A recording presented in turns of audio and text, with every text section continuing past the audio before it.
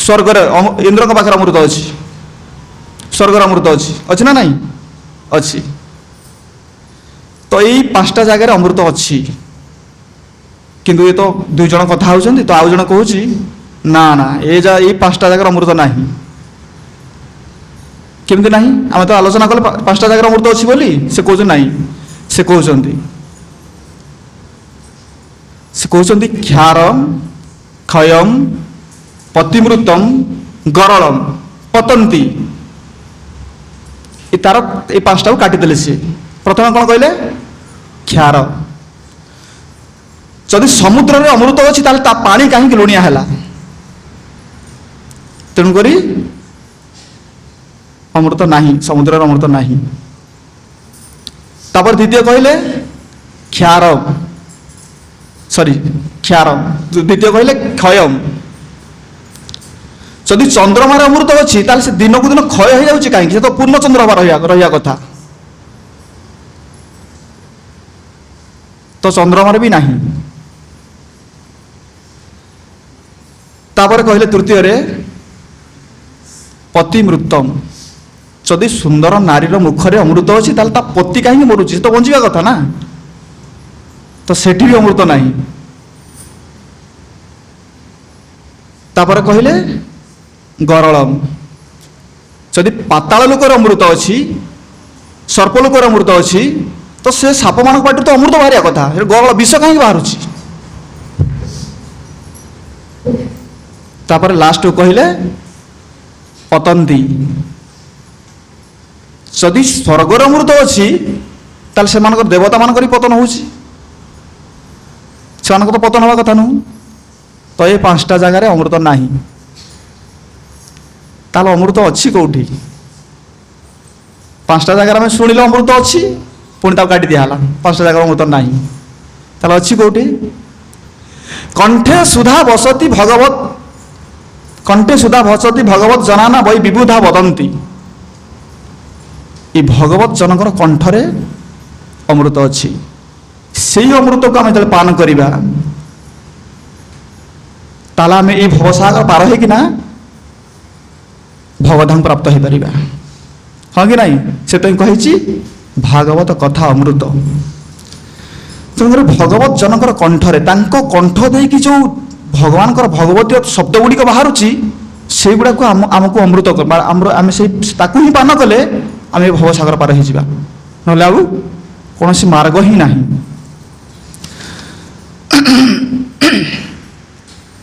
किंतु ये जो भगवान कथा श्रवण करवा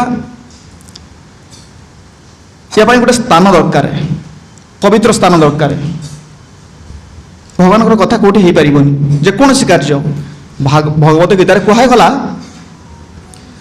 अधिष्ठान तथाकर्ता करण च पृथक विधा विविधाश्च पृथक चेष्टा दैव चैवात्र पंचम अधिष्ठान प्रथम गोटे स्थान निरूपण करिया आम जो कौन कार्य कर 5टा जिनस निहाती दरकार ये 5टा जिनस रु गोटे है कार्य गोटे करें प्रथम कौन है स्थान स्थानटा हूँ बहुत गुरुत्वपूर्ण स्थान रही आमको बलटा आसो अधिष्ठान द्वितीय अधिष्ठान हाँ स्थान ये स्थानटा हूँ बहुत माने बहुत बलवान केमी स्थानटा हूँ बहुत बलवान गोटे थर कौन है भगवान विष्णु एवं शिवजी 2 जनाक पाखापाखि बसिकिना वार्तालाप किसी करुँच तो भगवान बस गरुड़ पिठी रे शिवजी वृष पाखे बस कि शिवजी बेकर गोटे सर्प अच्छी गरुड़ खाद्य हूँ साप तो कौन है से श्लोक अच्छा एमती स्थानटा केमी प्रधान से कहते से शिवजी बेकर जेहेतु सापटा अच्छी से फं कर दूची क्या गरुड़ को डर दौर तो गरुड़ चिंता कर ये गोटे जगार अच्छी बोली स्थान अच्छी बोली से मत देखा जब ये जगार से बाहरी तो मुझे खाईदेवी तो से गरुड़ देव कहते जानामि नागेश तव प्रभाव कंठे स्थित गर्जसी शंकर स्थान प्रधान न तो बलम प्रधान ଯେହେତୁ ତୁ ଶିବଜୀଙ୍କ କଣ୍ଠରେ ଅଛୁ ସେଥିପାଇଁ ଗର୍ଜନ କରୁଛୁ, କାରଣ ସେ ସ୍ଥାନଟା ହେଉଛି ପ୍ରଧାନ। ସେ ସ୍ଥାନରୁ ଯଦି ବିଚ୍ୟୁତ ହେଇଗଲା ତାର ପତନ ହେଇଯିବ, ହଁ ମରିଯିବ ସିଏ। ମୁଁ ଜାଣିଛି ତୋର ବଳ କେତେ, ସେ କହୁଛି, ଗରୁଡ଼ କହୁଛନ୍ତି ଜାନାମି ନାଗେଶ ତବ ପ୍ରଭାବ, ତୋର ପ୍ରଭାବଟା କ'ଣ ମୁଁ ଜାଣିଛି। କଣ୍ଠେ ସ୍ଥିତ ଗର୍ଜସି ଶଙ୍କରସ୍ୟ, ଶଙ୍କରଙ୍କ କଣ୍ଠରେ ତୁ ଅଛୁ ବୋଲି ଆଜି ଗର୍ଜନ କରୁଛୁ। ସେଇଠି ରହିଲା ସ୍ଥାନ ପ୍ରଧାନ। ତେଣୁକରି ସ୍ଥାନ ପ୍ରଥମେ ହେଲା ଅଧିଷ୍ଠାନ, ସ୍ଥାନ ପ୍ରଧାନ ଅଧିଷ୍ଠାନ ତଥା କର୍ତ୍ତା। ଦ୍ୱିତୀୟରେ ରହିଲେ କର୍ତ୍ତା ବ୍ୟକ୍ତି।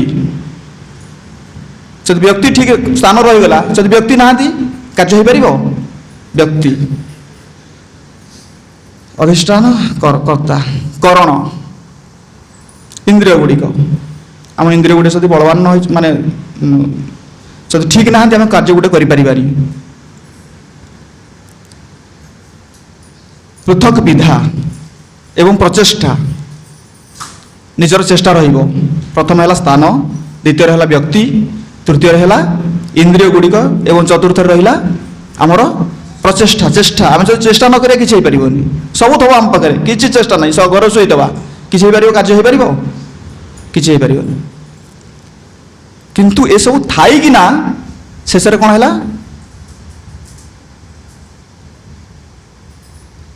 ପଞ୍ଚମରେ ରହିଲେ ଭଗବାନ କୃଷ୍ଣ।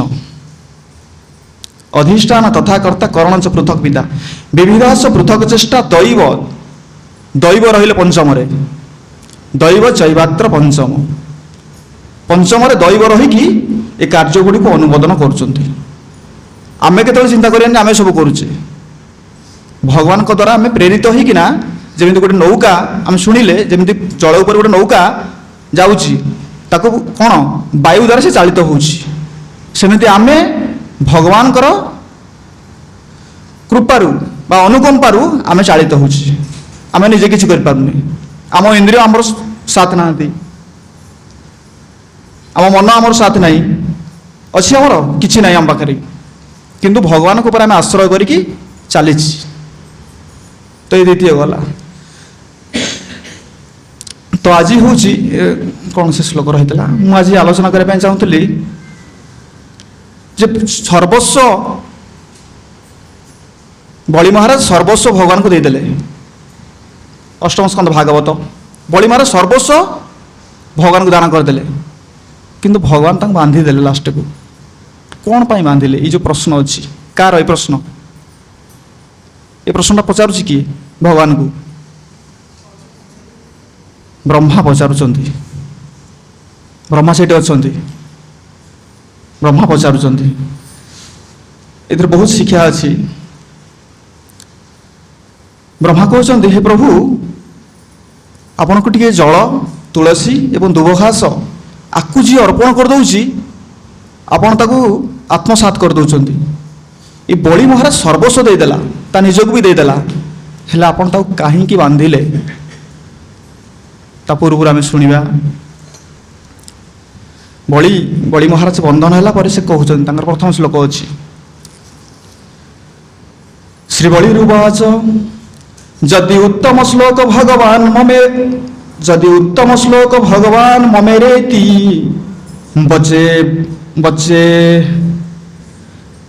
ବଚେ ବ୍ୟଳିକಂ ସୁରବର୍ଜ୍ୟ ମନ୍ୟତେ କରୋ ମୃତಂ ତନ ଭବେ ପ୍ରଳମ୍ବନଂ ପଦಂ ତୃତୀୟ କୁରୁ ଶୀର୍ଣ୍ଣ ମେ ନିଜಂ।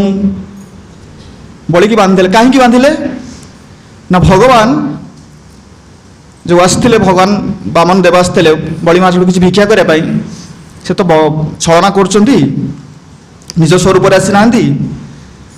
ତ ସେ କହୁଛନ୍ତି, ଦେଖନ୍ତୁ ମୁଁ ମୋ ପ୍ରତିଜ୍ଞାରେ ସ୍ଥିର ଅଛି, ଆପଣ ଯଦି କହୁଛନ୍ତି ଯେ ମୁଁ କିଛି ଦେଇପାରିବିନି, ମୋତେ ବାନ୍ଧି ଦେଇଛନ୍ତି, ନା ମୁଁ ନିଜେ ଅଛି, ନା ମୁଁ ନିଜେ ଅଛି। ସେ ଏ ଶ୍ଲୋକର ଅର୍ଥରେ ସେ କହିବେ, ରାଜ୍ୟର ସର୍ବୋଚ୍ଚ ବ୍ୟକ୍ତି କିଏ? ରାଜା। ରାଜ୍ୟ ଚାଲିଯାଇଛି କିନ୍ତୁ ରାଜା ଅଛି, ତ ଆପଣଙ୍କର ତୃତୀୟ ପାଦ ମୋ ମସ୍ତକରେ ଦିଅନ୍ତୁ। ଆଚ୍ଛା, କେହି ପ୍ରଶ୍ନ ଉଠେଇ ପାରିବ, ଯଦି ଭଗବାନ ଦି ପାଦରେ ଭୂଲୋକ ଏବଂ ସ୍ୱର୍ଗଲୋକ ମାପିଦେଲେ, ବଳି ମହାରାଜଙ୍କର ମସ୍ତକ କ'ଣ ପର୍ଯ୍ୟାପ୍ତ ହେବ କି? ତାହେଲେ ଏଇଠି କହୁଛନ୍ତି ମୋ ମସ୍ତକରେ ଦିଅ। ଏ ବହୁତ ମାନେ ବୁଝିବା ଦରକାର ନା। କେମିତି ଗୋଟେ ପାଦରେ ଭୁଲ ପୁରା ସମ୍ପୂର୍ଣ୍ଣ ଭୂମଣ୍ଡଳ ମାପିଦେଲେ, ଆଉ ଗୋଟେ ପାଦରେ ସ୍ୱର୍ଗଲୋକ ମାପିଦେଲେ, ତାହେଲେ ବଳି ମହାରାଜ ତା ଭିତରେ କେଡ଼ିଟିଏ? ଭଗବାନ କୋଉଠି ଆମର ଅଛନ୍ତି? ଭଗବାନ ଅଙ୍ଗୁଷ୍ଠ ମାତ୍ରାରେ ଅଛନ୍ତି। ଭଗବତ ଗୀତାରେ ଏ ଶ୍ଲୋକ ଅଛି। ତ ହଁ, ତ ବଳି ମହାରାଜଙ୍କ ମସ୍ତକ ପର୍ଯ୍ୟାପ୍ତ ହବ କି? ହବନି। ଏଇଠି ଦେଖନ୍ତୁ ଶ୍ଲୋକ ପ୍ରଭୁପାଦ କେତେ ସୁନ୍ଦର ଲେଖୁଛନ୍ତି।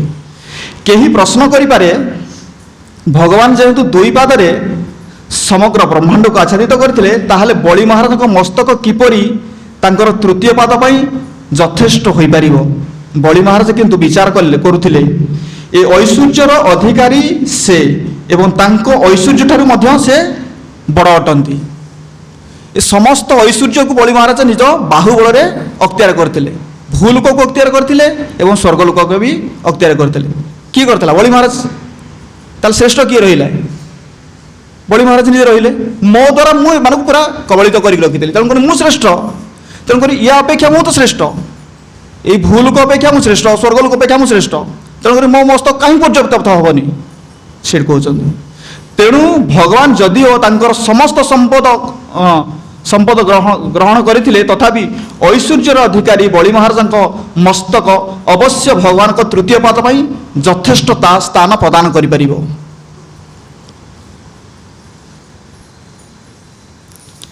ତେଣୁକରି ବ୍ୟକ୍ତି ଏଠି ବଡ଼। ବ୍ୟକ୍ତି ତାର ନିଜର ବୁଦ୍ଧି ବିବେକ ଏବଂ ତାର ସାମର୍ଥ୍ୟ ବଳରେ ସେ ସବୁକିଛି ଅକ୍ତିଆର କରିପାରିବ। ସ୍ଥାନର କିଛି ପ୍ରଧାନ ନାହିଁ, କାଳର କିଛି ପ୍ରଧାନ ନାହିଁ, ବ୍ୟକ୍ତି ପ୍ରଧାନ ରହିଗଲେ। ବଳି ମହାରାଜ କହିଲେ, ମୁଁ କରିଥିଲି ଏସବୁ ନା ମୋ ନିଜ ବାହୁବଳରେ, ତେଣୁକରି ମୁଁ ଅଛି ଶ୍ରେଷ୍ଠ। ଏଇ ଐଶ୍ୱର୍ଯ୍ୟ ଠାରୁ ମୁଁ ହେଉଛି ଐଶ୍ୱର୍ଯ୍ୟେଶ୍ୱର। ତେଣୁକରି ମୁଁ ବ୍ୟକ୍ତି ଅଛି, ତୃତୀୟ ପାଦ ମୋ ମସ୍ତକରେ ଦିଅନ୍ତୁ। ତ ଭଗବାନ ତୃତୀୟ ପାଦ ଭଗବାନଙ୍କ ଦେଇଛନ୍ତି। କିନ୍ତୁ ସେ ଯେତେବେଳେ ଦେଖିଲେ, ତାଙ୍କର ପାର୍ଷଦମାନେ ଦେଖିଲେ ଯେ ଆମର ପ୍ରଭୁଙ୍କଠୁ ବା ଆମର ବଳି ମହାରାଜଙ୍କଠୁ ଏ ବାମନ ଦେବ ଛଳନାପୂର୍ବକ କ'ଣ କରୁଛନ୍ତି? ସବୁ ହରଣ କରି ନେଉଛନ୍ତି। ତ ଆମ ପାଇଁ କିଛି ରହୁନି। କିନ୍ତୁ ତା ପୂର୍ବରୁ ଶୁକ୍ରାଚାର୍ଯ୍ୟ କହିଥିଲେ କାହାକୁ? ବଳି ମହାରାଜଙ୍କୁ, ଦେଖ ବଳି, ତୁ ଦାନ କର ଠିକ ଅଛି, କିନ୍ତୁ ସର୍ବସ୍ୱ ଦାନ କରନା। ସେ ସେଠି ଶୁକ୍ରାଚାର୍ଯ୍ୟ ଗୋଟେ ଶ୍ଲୋକ କହିଛନ୍ତି, ଆମେ ଯେହେତୁ ଗୃହସ୍ଥ ଆଶ୍ରମରେ ଅଛେ, ଆମର ଧନକୁ କିଭଳି ଭାବେ ବ୍ୟବହାର କରିବା ଦରକାର। ଧନକୁ 5 ଭାଗରେ ବିଭକ୍ତ କରିବା ଦରକାର। ସେ କହୁଛନ୍ତି, ଧର୍ମାୟ ଯଶ ଅର୍ଥାୟ କାମାୟ ସ୍ୱଜନାୟ च ପଞ୍ଚଦା ବିଭାଜନେ ବିତ୍ତ ମହାମୂତ୍ର च ମୋଦତେ। ସେ ବଳି ମହାରାଜ, ତୁମେ ତୁମର ସର୍ବସ୍ୱ ଦାନ କରନି। ଧନୀ ବ୍ୟକ୍ତି ପାଖରେ ଧନ ରହିକିନା ଅବଶିଷ୍ଟ ଧନକୁ ସେ ଦାନ କରିପାରିବ, କିନ୍ତୁ ସର୍ବସ୍ୱ କି ସେ କେବେ ଦାନ କରେନି। କିଏ ଦାନ କରିଦିଏ ସର୍ବସ୍ୱ?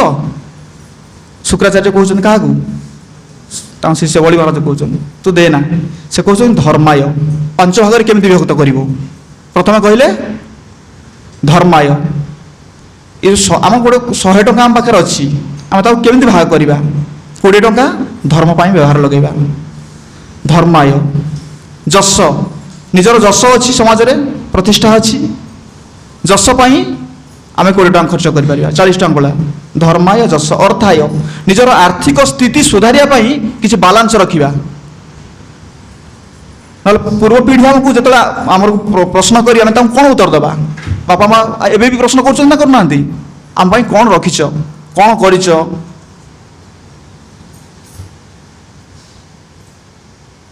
ଏଇଥିପାଇଁ 60 ଟଙ୍କା ପଳେଇଲା। ସ୍ୱଜନାୟଚ, ଆତ୍ମୀୟ ସ୍ୱଜନ ସବୁ ଅଛନ୍ତି, ବନ୍ଧୁ ପରିଜନ, ସେମାନଙ୍କ ପାଇଁ 20 ଟଙ୍କା ଖର୍ଚ୍ଚ କରିବ। ଧର୍ମାୟ ଯଶ ଅର୍ଥାୟ। ଆଉ ନିଜର କାମନା ଅଛି, ନିଜର କିଛି ବି ଗୋଟେ ମନ ଅଛି। ଆପଣ ରୋଜଗାର କରୁଛନ୍ତି, ଆପଣ କିଛି ମନ ନାହିଁ?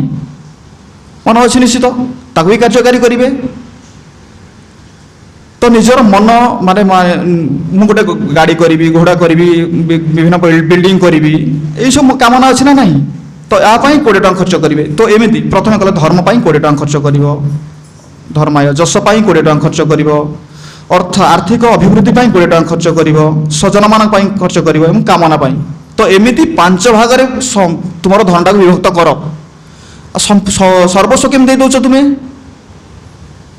ताले बड़ी महाराज सर्वस्व देदेले केमिति माने देदेले केमिति तुम गुरु कथा ही मानले आम तो ये कहुच्छी गुरु कर्णधारम गुरु हूँ आम कर्णधारा ताले ये गुरु कथा मानुना बड़ी महाराज निज गुरु कारण बड़ी महाराज पूरा मृत्युवरण करते ना दैव असुर युद्ध से मृत्युवरण करते असुर माने नहीं पलि आसिले क्या पाखु शुक्राचार्य पाखु शुक्राचार्य से जानी केवल संजीवनी मंत्री आउ कई जान ना बचेदेले तो जी जीवन दान देती कथा से मानु ना पुणी गुरु ताल केमती कौन एमती है गुरु कथा मानु ना भगवत काम गुरु जदि प्रतिबद्ध होती त्याग करार अच्छी से दौरान क्या प्रथम जाना दरकार से कहे आग को बलि महाराज निजे कहे जे आपण लक्ष्मीपति किंतु मो पाखु भिक्षा जाचज्ञा करने आसछन्ति किंतु मु छलना करिबिनी आपण पाखरे आपण छलना करिकी कारण मु भक्त नुह ना से कहते कि बलि महाराज निज महाजन कि निज कहते कौन मु भक्त नुहे महाजन जे भक्त हो पारे कि से किंतु केते दैन्यता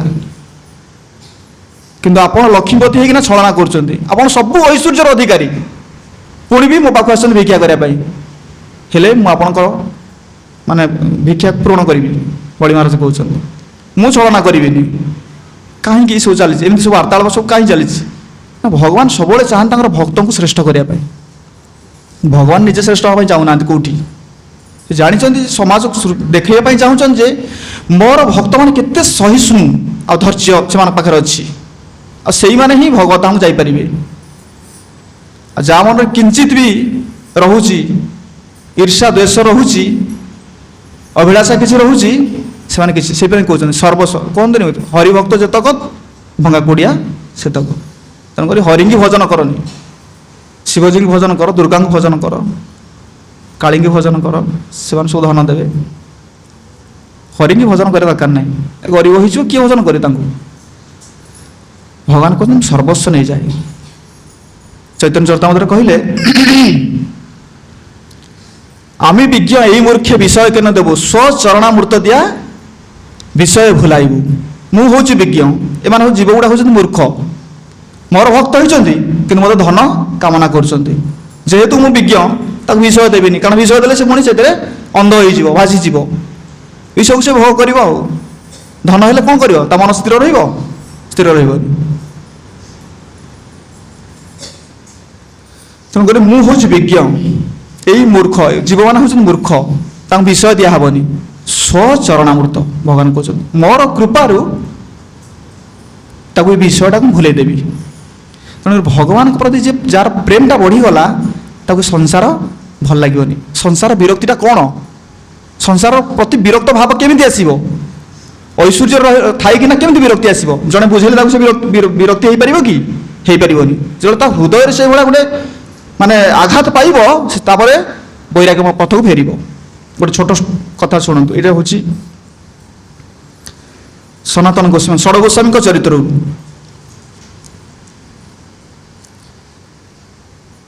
नवाब हुसैन शाह से बंगर शासन करुले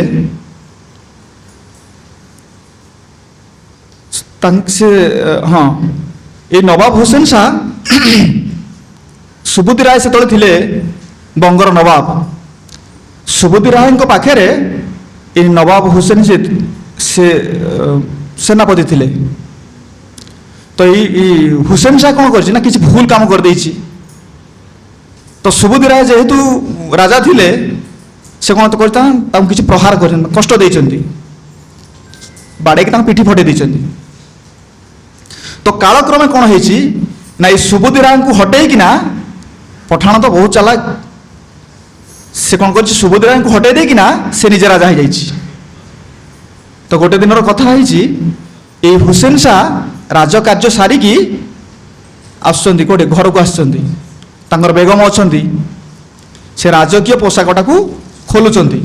ତାଙ୍କର ବେଗମ ସେ ଦେଖିଲେ ନବାବଙ୍କ ପିଠିରେ ଗୋଟେ ଗୋଟେ କଟା ଦାଗ ଅଛି। ସେ ତାଙ୍କୁ ପଚାରିଲେ ଏ ଦାଗ କେମିତି ହେଲା?